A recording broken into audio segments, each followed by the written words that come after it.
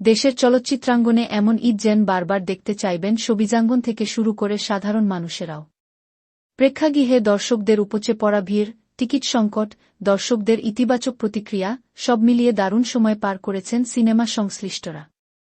এবারের ঈদে প্রেক্ষাগৃহে মুক্তি পেয়েছে মোট ৬টি ছবি: বরবাদ, দাগি, জংলি, জিন ৩, চক্কর ৩০২ ও অন্তরাত্মা। এর মধ্যে ৪টি সিনেমা বেশ আলোচিত ছিল। প্রেক্ষাগৃহেও দর্শকদের আগ্রহের কেন্দ্রবিন্দুতে ছিল এই সিনেমাগুলো। ঈদের প্রথম সপ্তাহে এখনও মাল্টিপ্লেক্সসহ সিঙ্গেল স্ক্রিনে চুটিয়ে ব্যবসা করছে এই ৪টি ছবি। তাই দর্শকমহলেও স্বাভাবিকভাবে সিনেমাগুলোর আয় নিয়ে জানার আগ্রহ তৈরি হয়েছে। যেহেতু বাংলাদেশে কোনো বক্স অফিস কালেকশনের রেকর্ড নেই, সে হিসেবে সিঙ্গেল স্ক্রিন থেকে ঈদে মুক্তির ৫ দিন পর্যন্ত কোনো সিনেমা কত টাকা আয় করেছে তা সহজে জানার খুব একটা সুযোগ নেই। তবে চলচ্চিত্র বিশ্লেষক তানভীর খালেদের দেয়া তথ্যমতে ঈদের সিনেমাগুলোর মাল্টিপ্লেক্স থেকে ৫ দিনের আয় জানা যাচ্ছে।